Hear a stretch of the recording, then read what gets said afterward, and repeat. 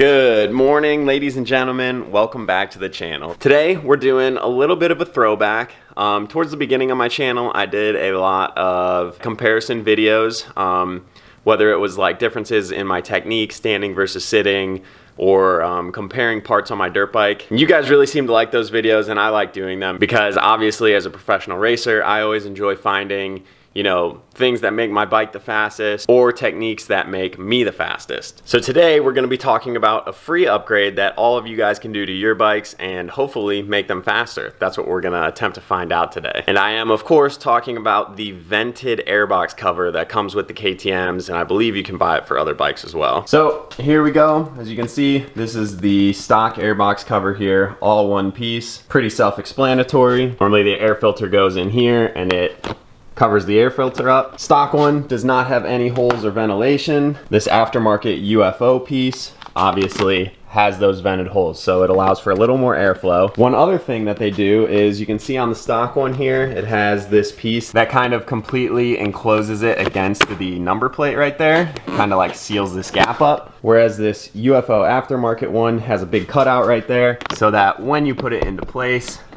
there's still this gap right here. So it has the vent holes and a little cutout right here just to help some airflow. So we are going to be pitting these two up against each other, and then we're also going to be taking a look at the air filter cages here. Now the one on the left is the stock one that comes on your bike. You can see it has that mesh in there. I believe it's to protect against backfires and stuff like that. What most of the racers do is either buy one of these. This is out of one of the old two-stroke KTMs. It's still the exact same design, so it fits right in, but it obviously does not have the cage. Or you can buy an aftermarket system from like Twin Air or something. I know they have aluminum ones that also don't have the mesh on them. So again, the idea with both of those parts is to just not restrict the airflow coming into the engine and hopefully make a little bit more power. So that's what we're going to be testing out today. Now obviously buying these pieces does cost money, but I'm calling these free upgrades because you can simply just take a drill bit to your stock one, drill some holes in it, and get the exact same effect. That's what the Whole Star Yamaha team does, and I know the Geico team used to do it with their Airbox covers as well. So I'm still calling it free. You can definitely also just take some snips and cut this mesh out. In some bikes, it's just held on by little tabs on the back here. The KTM one is kind of molded into the plastic, so you actually have to physically cut that out. But I'm calling these free upgrades that you can do to your bike today. So I'm gonna prep up these twin air filters, put them on the cages, and get this bike in the red van and head to Glen Helen. Let's do it. Enjoy the riding footage, you guys.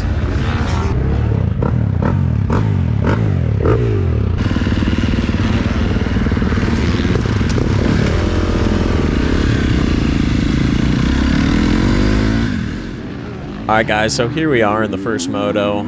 As you see on the screen, I'm using the stock air filter cage as well as the stock Airbox cover.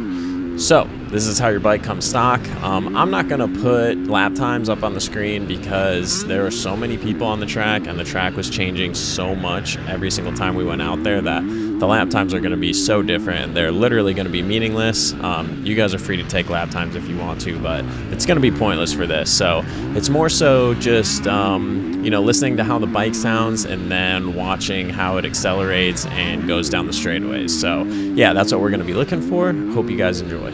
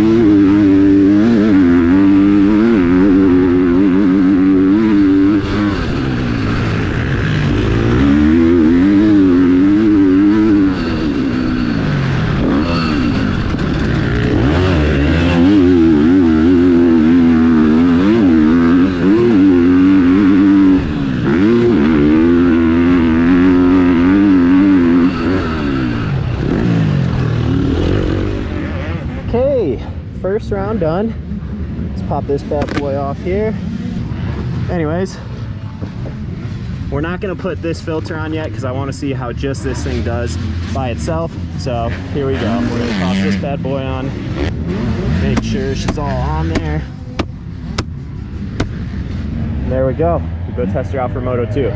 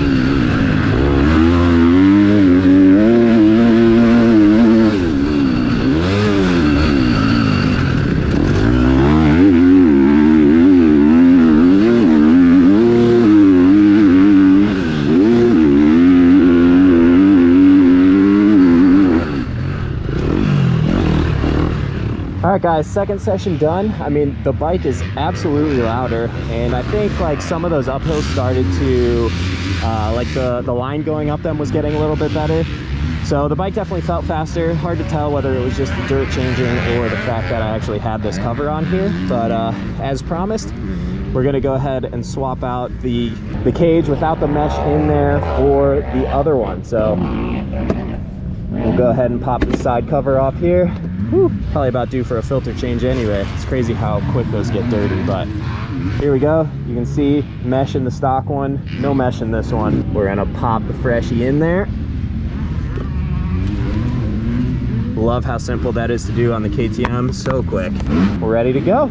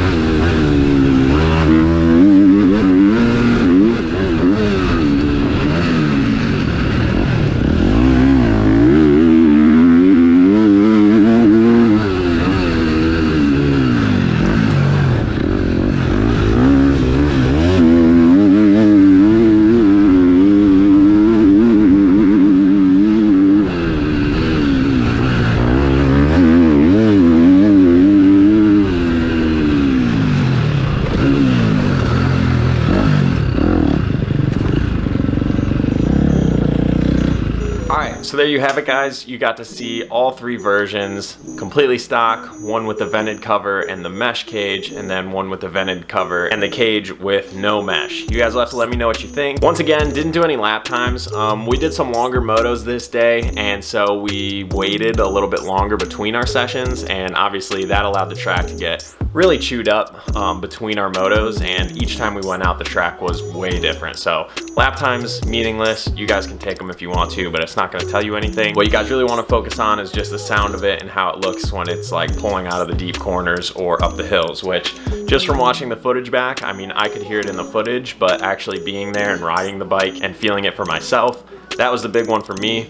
It just felt like those upgrades really cleaned up the bottom end. People use the term throttle response, and that's definitely a really good way to put it. Just feels a lot cleaner, a lot torquier off the bottom. I didn't really notice a huge deal up on the top end, but definitely felt like it had a little bit more bottom. I was actually able to pull the next gear going up the second half of the big uphill. I'll actually go ahead and put the clips back to back to back going up the big hill, just so you guys can hear them, you know, side by side, one after another. So here we go, we'll roll that now.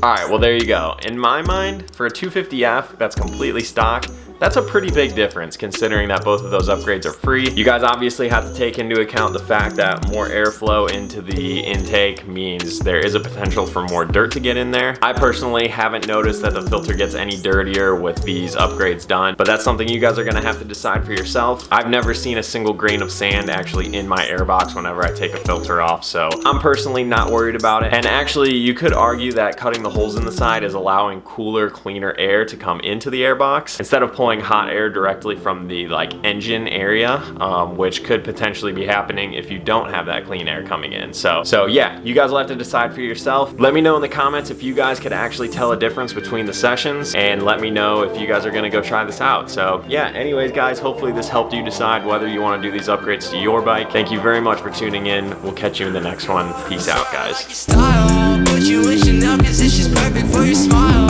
Girl, I swear for you I run the world, I'd run the mile.